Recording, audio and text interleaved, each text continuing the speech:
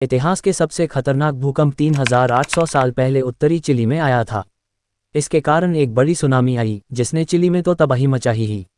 यहाँ से करीब 5000 किलोमीटर दूर स्थित न्यूजीलैंड में भी बड़ी बड़ी लहरें उठी। शोधकर्ताओं का दावा है कि यह भूकंप करीब 9.5 मैग्नीट्यूड का था।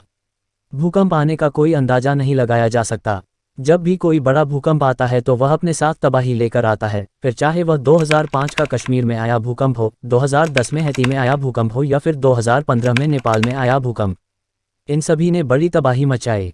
लेकिन एक नए अध्ययन में पता चला है कि यह सभी भूकंप 3800 साल पहले उत्तरी चिली में आए भूकंप के सामने कुछ भी नहीं है।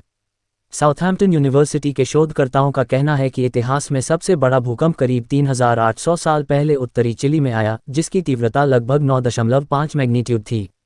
ये भूकंप कितना खतरनाक था, इस बात का अंदाजा इसी से लगाया जा सकता है कि चिली से करीब 5000 किलोमीटर दूर न्यूजीलैंड में इसके झटके से सुनामी आ गई थी।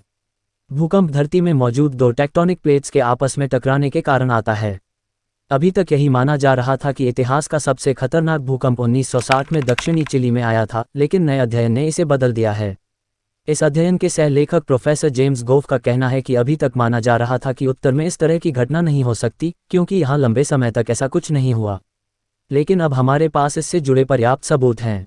उत्तरी चिली के अटाकामा रेगिस्तान तट में दुनिया का सबसे शुष्क वातावरण पाया जाता है। इसके बावजूद शोधकर्ताओं को यहाँ तट से सैकड़ों किलोमीटर अंदर तक समुद्री जीवों और तलछट के सबूत मिले हैं, जो किसी बड़ी सुनामी के जरिए पहुंचे होंगे। पबेलोन द्वीपिका के साथ साथ समुद्र तट के करीब खुदाई में कई इमारतें मिली हैं जो किसी ताकतवर लहर से नष्ट हुई हैं। सुनामी के बाद तटों के करीब रहने वाले लोग पलायन कर गए। आबादी को समुद्र तट के करीब फिर से लौटने में करीब 1000 साल लग गए। प्रोफेसर जेम्स गोफ कहते हैं कि दक्षिणी गोलार्ध में ये सबसे पुराना उदाहरण है जहां भूकंप और सुनामी के जरिए लोगों के जीवन पर इतना विनाशकारी प्रभाव पड़ा। उत्तरी चिली में आए भूकंप से न्यूजीलैंड में सुनामी का पता कैसे चला? इसके बारे में प्रोफेसर गोफ का कहना है कि इस अध्ययन की शुरुआत से पहले वह संयोग से न्यूजीलैंड के चैथम द्वीप पर एक साइट की जांच कर रहे थे, जहां उन्हें कई बड़े बड़े पत्थर मिले जो करीब 3800 साल पुराने थे। ये वही वक्त था जब उत्तरी चिली में भूकंप और सुनामी आई थी। वह आगे बताते हैं कि यह पत्थर तट से कई 100 मीटर अंदर मिले हैं, जो किसी बड़ी सुनामी के जरिए ही आ सकते हैं, और इतनी बड़ी सुनामी 9.5 मैग्नीट्यूड के भूकंप के जरिए ही आ सकती है।